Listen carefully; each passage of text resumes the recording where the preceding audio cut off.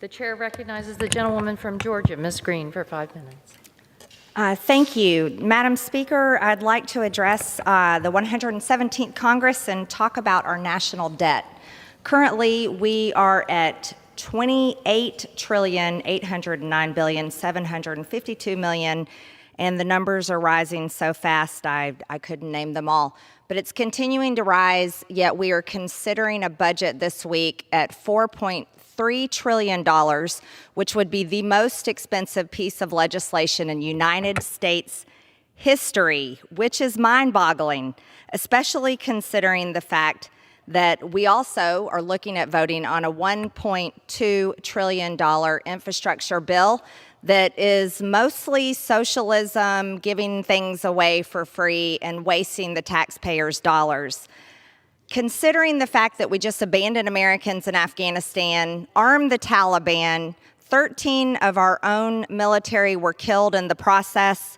We also just let in tens of thousands of Haitians into our country through the southern border, which is wide open and out of control. And also, given the fact that on Friday, the Democrats, all except one, voted for full-term abortion and called it women's health care, then celebrated on the Capitol steps, which most people in this country find appalling. You see, abortion up until full term for a baby at 9 months pregnancy is evil and something that this Congress should have never considered. But yet, unfortunately, that's the bill that passed the House on Friday. So now that we're looking at $4.3 trillion in new spending, $2.1 trillion in higher taxes, $2.4 trillion in new debt with more interest, $7.5 billion for a civilian climate corps, which is part of the Green New Deal. Government doesn't need to be creating a climate police force.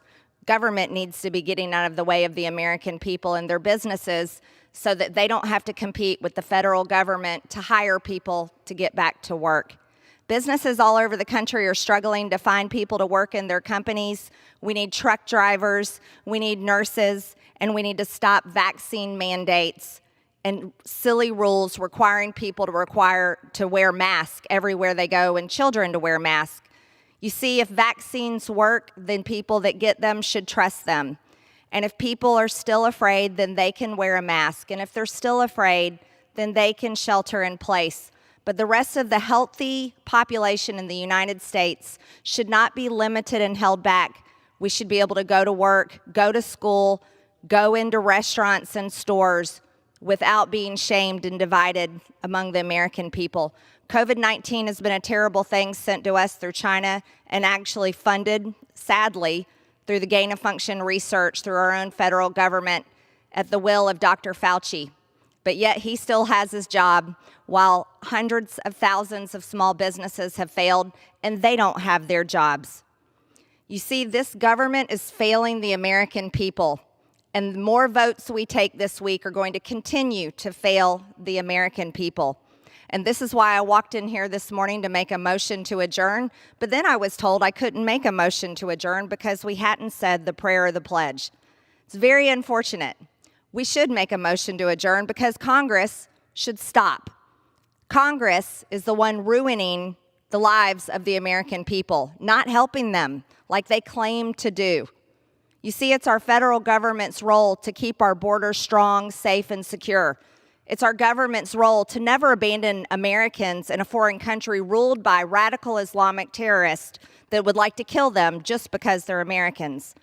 It's not our federal government's job to pass a bill or consider even making a law, abortion up until full term, and then call it women's health care. This is too much. It's out of control. So simply, I would like to make a motion to adjourn, and I think it's silly that I can't do so as an elected member of Congress representing the 14th District of Georgia simply because we haven't said the pledge or the prayer. As you can see, rules in Congress just don't work because the rules here in Congress are allowing everything to continue to go downhill and hurt the people that pay the taxes and pay for all of this up here anyways. And that, Madam Speaker, I yield back the remainder of my time. Thank you.